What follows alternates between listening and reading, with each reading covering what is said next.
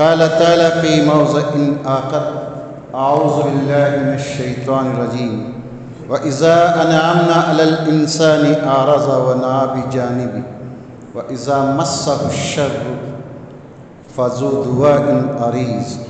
وقال تعالى في موضع آخر: بسم الله الرحمن الرحيم: ومن الناس من يعبد الله على حرف فإن أصابه خير اطمأن به وإن أصابته فتنة انقلب على وجهه خسر الدنيا والآخرة ذلك هو الخسران المبين.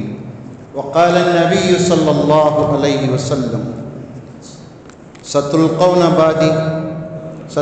بعدي أثرة وأمورا تنكرونها. قالوا: فما تأمرنا يا رسول الله؟ قال: ادوا إليهم حقهم وصلوا الله حقكم. متفق علیہ. تمام تعریف و توصیف، حمد و ثنا، بزرگی اور بڑائی، عز و شرف، جاہ و جلال اس اللہ رب العزت کے لیے لائق اور زیبا ہے جو ساری کائنات کا خالق ہے، جو سب کا رازق ہے، جو سب کو ایک دن مارنے اور پھر جلانے والا ہے. اس مختصر سی حمد و ثنا کے بعد بے شمار انگنت لامحدود درود و سلام ہو تمام انبیاء رسل پر، خصوصاً پیارے نبی محمد مصطفیٰ صلی اللہ علیہ وسلم پر. معزز سامعین، خطبہ مسنونہ کے بعد قرآن مجید کی 2 آیتیں میں نے آپ کو سنائی ہیں. اسلام کی تعلیمات میں سے اہم تعلیم معاشرے کی تعمیر ہے. معاشرہ اور سوسائٹی کو نیک اور صالح بنانے کے لیے اسلام اس کے افراد کو، اس کے اراکین کو نیک اور صالح بنانے کی پوری توجہ دلاتا ہے، کیونکہ معاشرے میں نیک اور صالح لوگ نہ ہوں تو سوسائٹی و معاشرہ نیک اور صالح بن نہیں سکتا. آدمیوں کے پاس بہت صلاحیتیں ہو سکتی لیکن ارکان معاشرے کے پاس اخلاق نہ ہو تو معاشرہ انارکی کا شکار ہوتا ہے.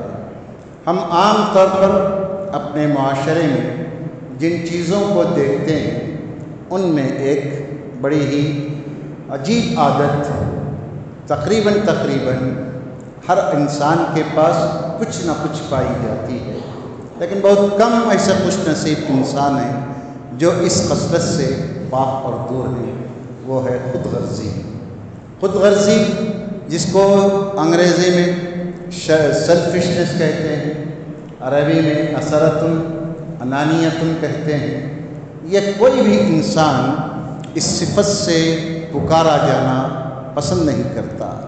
کون ہے بولے جس کو لوگ کہیں خود غرض جا رہا ہے، خود غرض آ رہا ہے، خود غرض کے دفتر کیا ہو گھر میں دعوت ہے؟ کوئی اس لفظ کو پسند نہیں کرتا. تو پھر مجھے اور آپ کو اس باطنی بیماری سے چھٹکارا پانے کی پوری طرح کوشش کرنی چاہیے. جو آیتیں میں نے آپ کو سنائی ہیں ان آیتوں میں اللہ تبارک و تعالیٰ انسان کی فطرت بتا رہا ہے. انسان کو اللہ تعالیٰ کتنے انعامات سے، کتنے اپنے نعمتوں سے، کتنی بے شمار صلاحیتیں سے نوازا ہے، لیکن انسان ہے کہ وہ ان صلاحیتوں کا شکر بہت کم ادا کرتا ہے. وَقَلِيلًا مِّنْ عِبَادِيَ الشُّكُورُ. اللہ تعالیٰ کہتا ہے میرے بندوں میں بہت کم اللہ تعالیٰ کا شکر گزار ہوتے ہیں. اللہ کی نعمتوں کی قدردانی بہت کم لوگ کرتے ہیں. اکثر و بیشتر لوگ اپنے معاملات کو، اپنی عبادتوں کو ایک احسان کے طور پر ادا کرتے ہیں.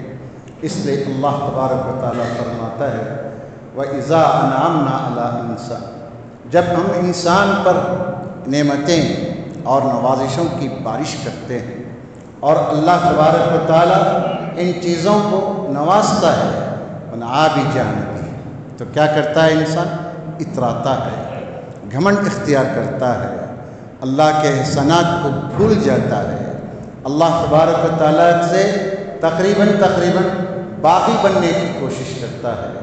یہ اللہ تعالیٰ فرماتا ہے انسان کی یہ شرشت ہے، کتنا خود غرض ہے انسان۔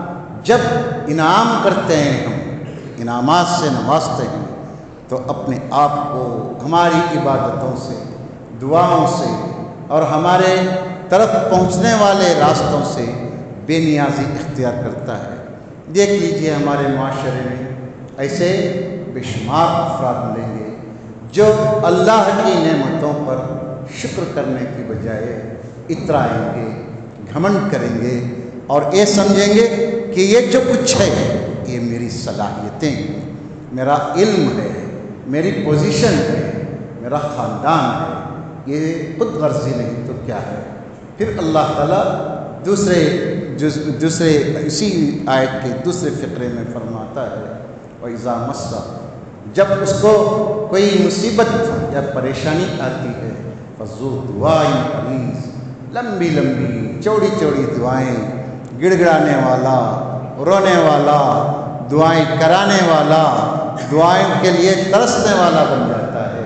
یہ انسان کی خود غرضی ہے جو اللہ کی عبادت بھی اس شرط پر کرتا ہے کہ اگر اس کو انعامات ملتے ہیں تو ٹھیک، ورنہ آدمی پریشان ہو جاتا ہے۔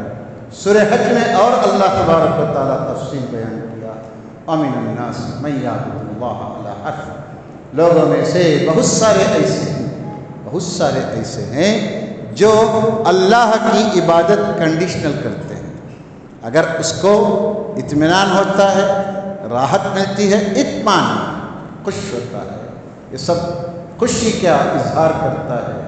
اگر آزمائش میں مبتلا ہوتا ہے، آزمائش میں، پریشانی میں، بیماری میں، حادثات میں، کساد بازاری میں، بہت ساری چیزیں آزمائش کی ہو سکتی ہیں۔ اللہ تعالیٰ فتنہ کا لفظ استعمال کرتا ہے۔ جب کسی بھی آزمائش میں ہم مبتلا کرتے ہیں تو کیا کرتا ہے؟ انقلب علی وجہ، وہ کیا کرتا ہے؟ لوٹ جاتا ہے، اللہ تعالیٰ سے دور ہو جاتا ہے۔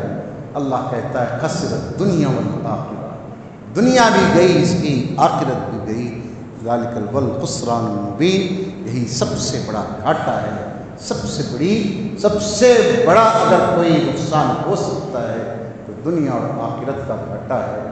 تو معلوم یہ ہوا ان دو آیتوں سے، بہت ساری آیتیں ہیں، ایک انسان کو سورہ فصلت میں اللہ تعالیٰ بتاتا ہے دیکھو یہ یاد رکھو، تم جو عبادت کرتے ہو، تمہاری جو عبادتیں ہیں، میں عبادت کہہ رہا ہوں، صرف نماز نہیں، صرف خیرات نہیں، صرف حج نہیں، یہ ساری جتنی بدنی، مالی اور ہماری قولی عبادتیں ہیں، اللہ تعالیٰ فرماتا ہے یاد رکھو یہ صرف تم ہی نہیں، وَإِن مِّن شَيْءٍ، اللہ کہتا ہے دنیا کی کائنات میں کوئی ایسی چیز نہیں ہے جو اللہ تعالیٰ کی حمد، اس کی ثنا اور اس کی بڑائی اور اس کی بزرگی بیان نہ کرتی ہو، لیکن انسان ہی ایسا ہے جو عبادت بھی ایک سودے کے طور پر کرتا ہے، عبادت بھی انسان اپنے غرض کے لیے کرتا ہے۔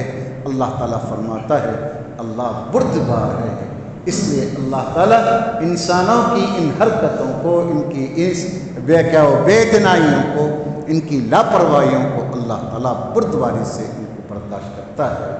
تو معلوم یہ ہوا مومن، مسلمان، صحیح عقیدے والا یہ موسمی عبادت نہیں کرتا، موسم کی عبادت نہیں کرتا، بلکہ اس کی عبادتیں سدا بہار ہوتی ہیں۔ بیماری میں بھی عبادت کرتا ہے، خوشی میں بھی عبادت کرتا ہے، غمی میں بھی عبادت کرتا ہے، خوشحالی میں بھی لمبا ہاتھ ہے۔ اگر آدمی کی بدحالی ہے تو کچھ نہ کچھ اس میں سے اللہ تعالیٰ کے بندوں پر نوازش کرتا ہے۔ یہ ایمان والے کی علامت ہے۔ ایک بات اچھی طرح ہمیں یاد رکھنا چاہیے، مومن، ایمان والا، مرد ہو کی عورت، خود غرض نہیں ہوتے۔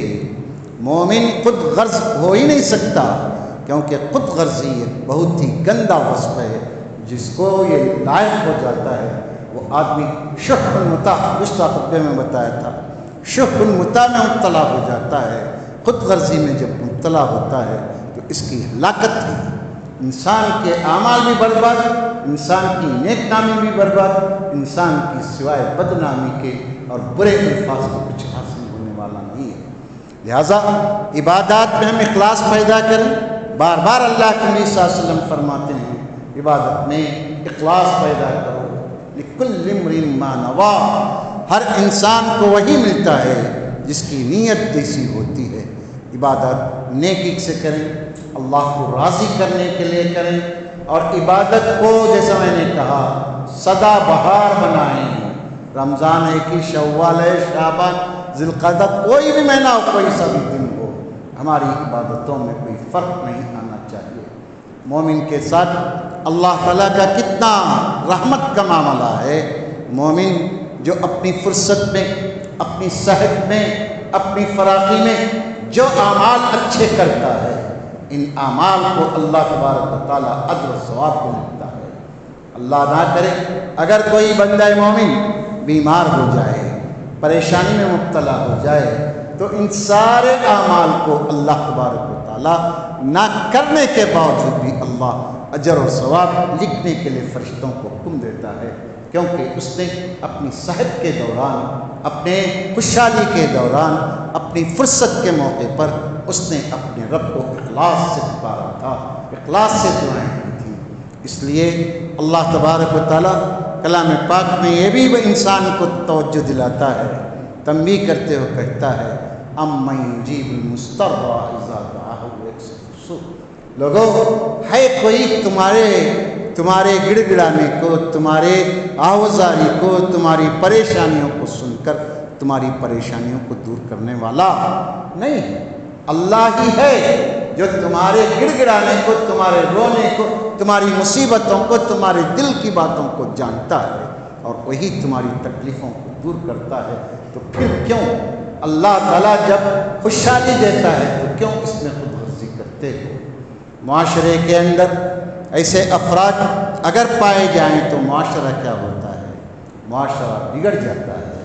اللہ کے نبی صلی اللہ علیہ وسلم کی پیاری حدیث عبداللہ رضی اللہ تعالیٰ عنہ روایت کرتے ہیں، اللہ کے نبی صلی اللہ علیہ وسلم نے ہم سے فرمایا سترون بعدی اثرۃ. لوگوں، میرے بعد تم لوگ دیکھو گے، محسوس کرو گے کہ لوگوں کے اندر خود غرضی آئے گی، لوگوں کے اندر خود غرضی پیدا ہو. اثرۃ خود غرضی، اپنا. خود غرضی کسے کہتے ہیں؟ میرا فائدہ ہو، میری ذات اچھی رہے، میرے بچے اچھے رہیں، میری تجارت چمکے، میری نیک نامی ہو. میں جو ہے یہ اثرۃ ہے. اللہ کے نبی صلی اللہ علیہ وسلم فرماتے ہیں یہ قیامت کے قریب تم دیکھو گے کہ یہ لوگوں کے اندر یہ خود غرضی عام ہوتی جائے گی. دیکھ لیجئے معاشرے کے اندر، میں بتاؤں گا چند مثالیں دے کر کہاں کہاں خود غرضی ہم محسوس کر سکتے ہیں. اللہ کے نبی صلی اللہ علیہ وسلم فرماتے ہیں کہ تم اس کو محسوس کرو گے. صحابہ نے پوچھا پیارے نبی صلی اللہ علیہ وسلم ہمیں یہ بتائیے ماذا تأمرنا، آپ ہمیں کیا حکم دیتے ہیں؟ ایسے ماحول کو ہم محسوس کریں، پائیں تو ہم کیا کریں؟ اللہ کے نبی صلی اللہ علیہ وسلم نے کیا فرمایا؟ ادو حق.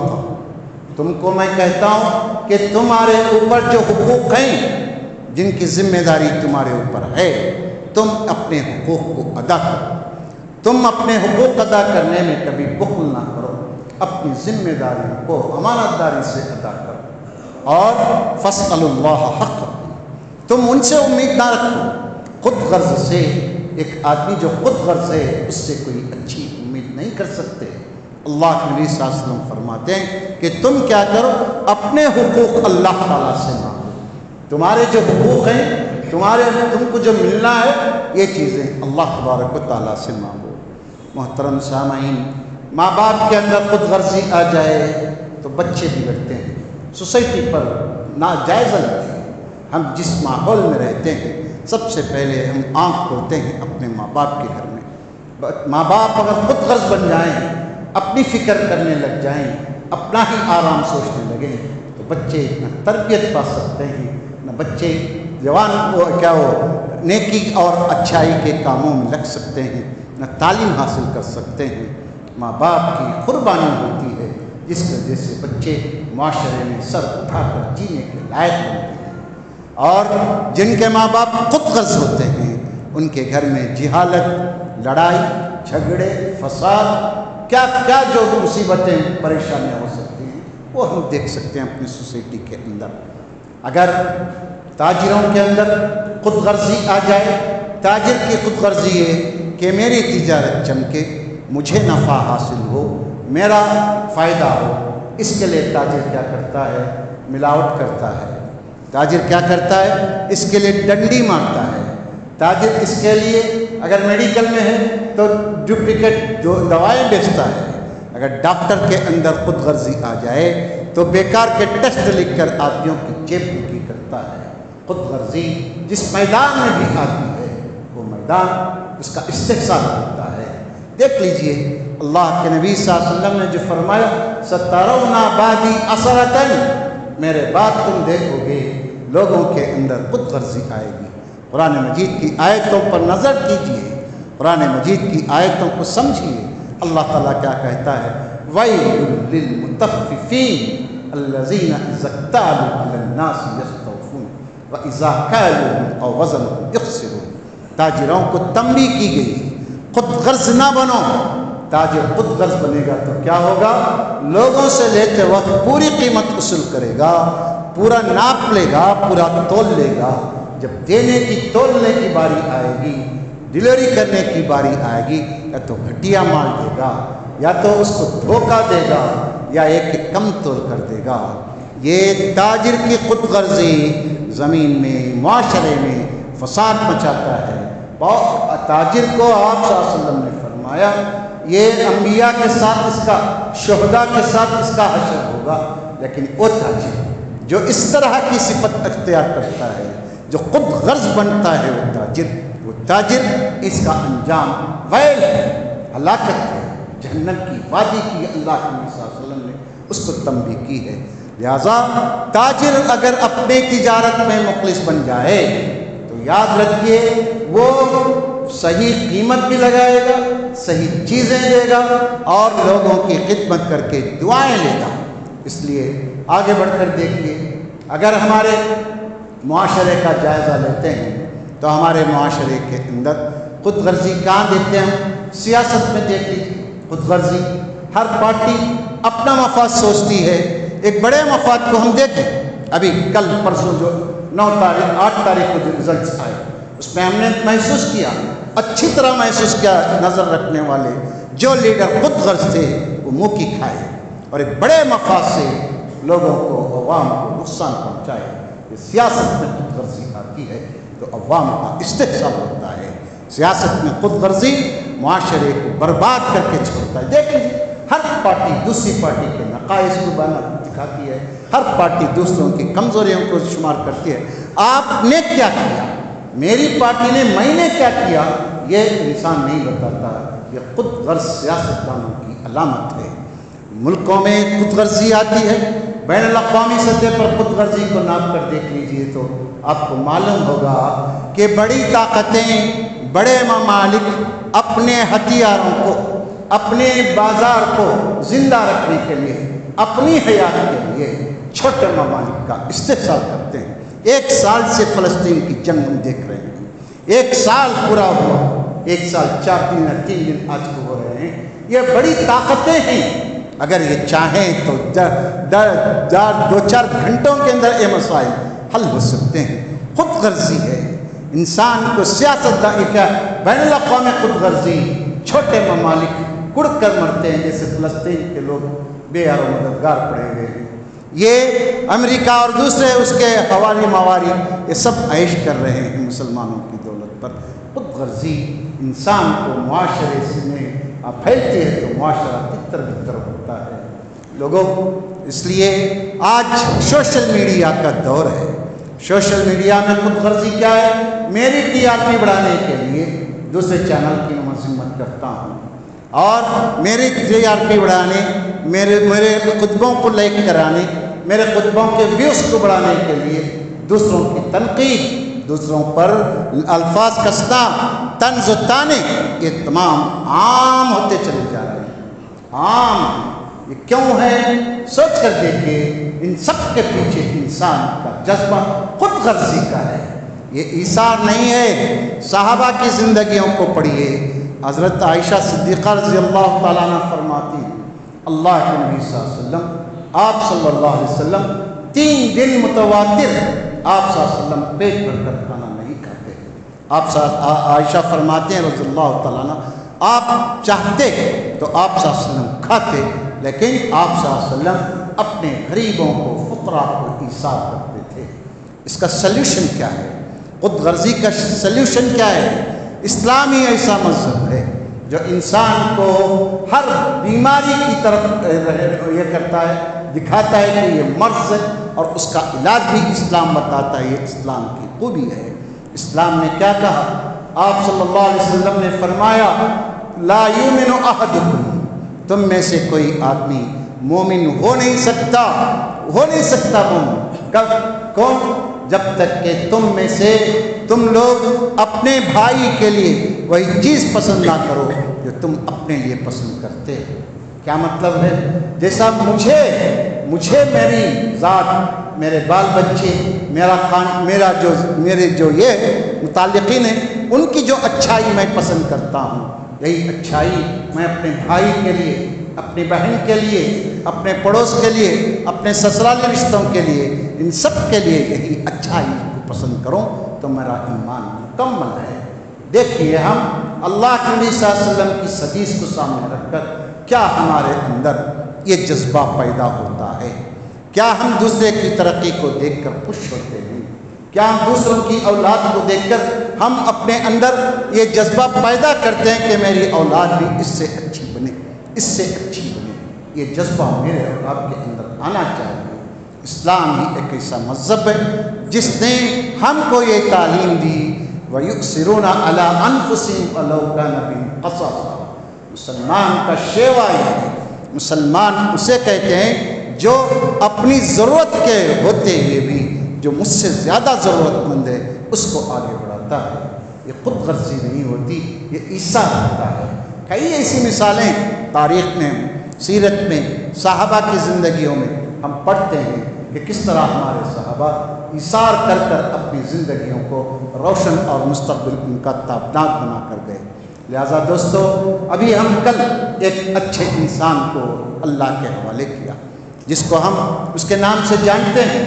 اس نے سارے بھارت میں تجارت کی ایک زندہ مثال قائم کر دیا. جب اس کی ہوٹل جل کر خاک ہونے کے جل گئی تو اس نے کیا کیا؟ اس ہوٹل کو پھر سے بلڈ کیا. اس نے جتنے ملازمین اس میں تھے ان کے بچوں کی کفالت کیا، ان کے گھر کی دیکھ بھال کیا، ان کے گھر والوں کو صدمے سے نکالنے کے لیے کاؤنسلنگ کیا. کتنے ایسے کام کیا. جب اس نے نانو کار کو انٹروڈیوس کیا، جب اس کے اندر خامیاں پیدا ہوئی تو اس نے ہر خریدار سے معافی مانگی. یہ کیا ہے؟ یہ اسلام کو پڑھ کر لوگ اپنے اندر خوبیوں کو پیدا کرتے ہیں. انسان جانوروں تک کے لیے، آوارہ کتوں کے لیے اس نے شیلٹر اپنی بمبئی کے آفس میں بنایا. اسلام انسانیت کا مذہب ہے. دوستو، ہم اپنے لیے جینا چھوڑیں، ہم دوسروں کے لیے جینے کی عادت ڈالیں. جبھی میری اور آپ کی نیک نامی بھی ہو سکتی ہے. میری اور آپ کی، جیسے اللہ کے نبی صلی اللہ علیہ وسلم نے فرمایا، کیا فرمایا؟ قرآن اللہ کے نبی صلی اللہ علیہ وسلم فرماتے ہیں جس کی یہ آرزو، جس کی یہ خواہش کہ اس کا نام زندہ رہے، روشن رہے، اس کے بعد بھی اس کا نام لوگ لیتے رہیں اور اس کے رزق میں برکت اور عمر میں برکت ہو، فلیصل رحمہ. اس کو چاہیے کہ اپنے رشتوں کو جوڑے، اپنے رشتہ داروں کو جوڑے. خود غرضی جب آتی ہے تو انسان رشتے ناطے کچھ نہیں دیکھتا، تعلقات کو نہیں دیکھتا. سیلفشنس ایک ایسی گندی عادت ہے. آدمی کام چلانے کے لیے دوستی کرتا ہے، آدمی اپنا مطلب نکالنے کے لیے دوستی کرتا ہے، اپنا مطلب نکالنے کے لیے رشتوں کو نبھاتا ہے. اسلام اس چیز کو ہرگز پسند نہیں کرتا. خوشی میں، غمی میں، راحت میں، تنگی میں، سردی میں، گرمی میں رشتوں کو جوڑیے، دوستوں سے جڑیے. اپنے سراؤنڈنگ میں، اپنے اطراف و اکناف میں جو لوگ جس چیز کے محتاج ہیں ان کی ضرورتوں کو پوری نہیں تو کم سے کم کچھ تو ان کی مدد کیجیے تاکہ ہمارے دلوں سے، ہمارے دل و دماغ سے یہ مال کی محبت انا ختم ہو جائے اور ہمارے اندر نیک جذبات پیدا ہوں اور اللہ سے قریب ہو سکیں۔ میری بات سمجھ میں آ رہی ہوگی آپ کو؟ مجھے اور آپ کو چاہیے ہر آدمی اپنے اندر جو کمزوری ہے، جو خامی ہے، اس پر نظر رکھتے ہوئے اپنی اصلاح کی فکر کرے۔ اسلام مجھے اور آپ کو اپنے لیے کم، دوسروں کے لیے جینے کی تعلیم زیادہ دیتا ہے۔ ساری تعلیمات اسلام کی یہی ہیں۔ اللہ تبارک و تعالیٰ سورہ نساء میں یہ بیان کرتا ہے کہ وَاعْبُدُوا اللَّهَ، اللہ کی عبادت کرو۔ سب سے پہلی نیکی ماں باپ کے ساتھ کرو۔ عبادت کے بعد سب سے پہلی نیکی ماں باپ کے ساتھ کرو۔ کیوں کہتا ہے بار بار؟ قرآن پڑھ کر دیکھیے، اللہ تعالیٰ بار بار ماں باپ کے ساتھ نیکی کے لیے کہتا ہے۔ کیوں؟ ماں باپ بچوں کا بوجھ ڈھوتے ڈھوتے کمزور پڑ جاتے ہیں، سہارے کے محتاج ہوتے ہیں، اچھے بول کے محتاج ہوتے ہیں، ان کی خدمت کے محتاج ہوتے ہیں۔ اس بڑھاپے میں جوان بچہ، جوان بچی ماں باپ کے ہاتھ تھامتے ہیں، ان کی خدمت کرتے ہیں۔ آپ سمجھتے ہیں کہ ان کو کھانا پینا ہی کافی نہیں ہے؟ ماں باپ کو جس اسٹیج پر پہنچتے ہیں اس اسٹیج کے مطابق ان کی خدمت کرنا نیک اولاد کی علامت ہے۔ ماں باپ کو خدمت، بچہ اپنے نفس کو، اپنی خواہشات کو کچل کر آگے بڑھ کر خدمت کرتا ہے۔ وہ چٹان کا قصہ معلوم ہے آپ کو؟ غار میں 3 آدمی پھنس گئے تھے، اس میں سے ایک نے دعا کیا تھا میں ماں باپ کی خدمت کرتا تھا۔ لہٰذا قرآن مجید کہتا ہے پہلے ماں باپ کی خدمت، پھر اس کے بعد اپنے رشتہ داروں کی خدمت، اپنے پڑوسی کی خدمت، اپنے کولیگس کی خدمت، اپنے مسافر ہیں تو اپنے ساتھ بیٹھنے والے کی خدمت۔ اس ساری خدمتوں سے انسان کا اخلاق نور ہوتا ہے، اسلام کا پریچے ہوتا ہے، اسلام کی اچھی تعلیمات سے لوگ روشناس ہوتے ہیں۔ خود غرض مت بنیے۔ اللہ تعالیٰ مجھے آپ کو سب کو اس خود غرضی کی گندی صفت سے دور رہنے کی اور اس سے اسٹرگل کر کے، اس سے جدوجہد کر کے اس عادت کو چھوڑنے کی توفیق عطا فرمائے۔ اللہ میرے آپ کے اندر دوسروں کے لیے ایثار کرنے کی عادت اور سعادت نصیب فرمائے۔ اللہ تعالیٰ ہمارے بچوں کو علم دے، اخلاق دے، اچھی روزی دے، حلال روزیاں دے اور ان کی کمائی میں، عمروں میں برکت عطا فرما۔ جو ماں باپ گزر چکے ان کی مغفرت فرما، جن کے ماں باپ موجود ہیں بچوں کو خدمت کر کے ان سے دعائیں لینے کی سعادت نصیب فرما۔ مولا اساتذہ کی مغفرت فرما، جو نیک لوگ گزر چکے ان سب کی مغفرت فرما۔ جب تک رکھ دنیا میں عزت اور آبرو سے رکھ، جب بھی موت دے تو کلمہ طیبہ پر ہم کو موت نصیب فرما۔ آمین۔ اقول قولی ھذا استغفر اللہ لی ولکم ولسائر المسلمین فاستغفروہ انہ هو الغفور الرحیم۔ آمین یا ذا الجلال والاکرام۔